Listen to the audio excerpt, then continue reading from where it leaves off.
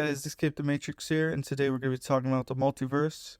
So, the multiverse has been popularized by movies like Marvel, and so the idea of the multiverse is based on a quantum physics theory, and it is basically that there's an infinite number of possible realities that all exist simultaneously, and that every time a probabilistic event, basically on the quantum level, a probabilistic event occurs, that the realities split, or that you've chosen a specific reality that exists based on what you're observing.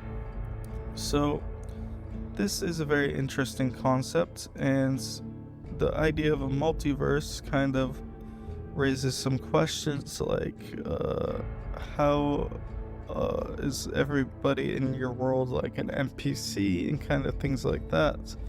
Because if you are in a multiverse, you are traversing this multiverse through every decision you make, right? And any little decision you make can impact the reality that you're experiencing.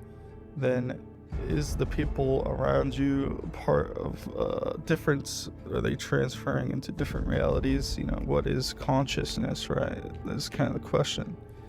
So in the show Low Key, it kind of introduces a concept known as the one true timeline, and this is a sacred timeline that only one real timeline really exists. There's other possibilities that can start to branch out, but they are all stopped. Now, this kind of feels to me like it could be a theory for how the world actually exists. There are many possible realities, but there's only one true reality that we all exist in here. And basically, you can select a reality from the possible realities and bring it here into this physical sphere. It's kind of like you can see like movie of the possible realities, right? You can use your imagination, right? And imagination is very powerful because you can envision pretty much anything, right? So whereas with your eyes you're limited to what you can see, in your imagination you can imagine an infinite different possibilities, so that kind of aligns with what a multiverse is. So in that, you can kind of traverse these different ideas of what might happen in the future, and with that you can kind of select a possible future for yourself that aligns with what you want to see in your reality. Now, this concept is known as the law of attraction. So what you envision is what you get. In essence, that's what it is. And the quantum mechanics in the multiverse is the how it happens. Because if there's an infinite number of possible realities, then you're selecting them with every choice you make.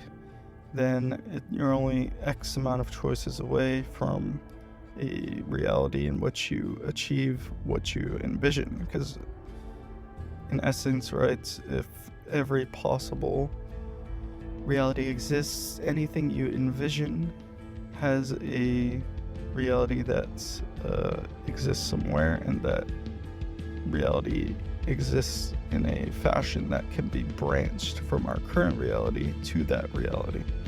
Now, I'm not saying that this branched reality is going to be super quick, right? I think that's, based on how much change needs to occur, it can take more time because of the amounts of choices and stuff that have to be made for the reality to become what you've chosen to envision.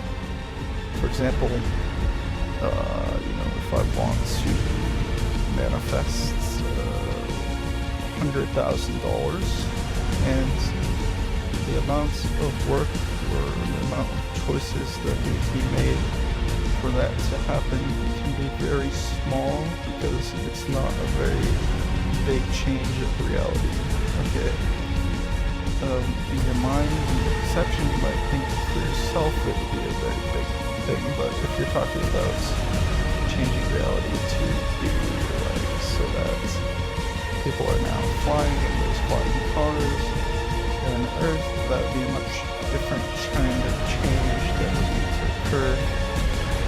And I'm guessing you wouldn't have the willpower to bring it about into the one true reality that everyone is experiencing. So that is another thing. Since we're in a sacred timeline, what you bring forth into the reality is also brought forth into other people's reality. So if you're bringing something that doesn't quite align with everyone else's vision, then you won't seem to be able to, get it. It's kind of canceled out by the other people that you've chosen to come here with. Anyways, so hopefully this will give you a better idea on the multiverse and how it interacts with the law of attraction.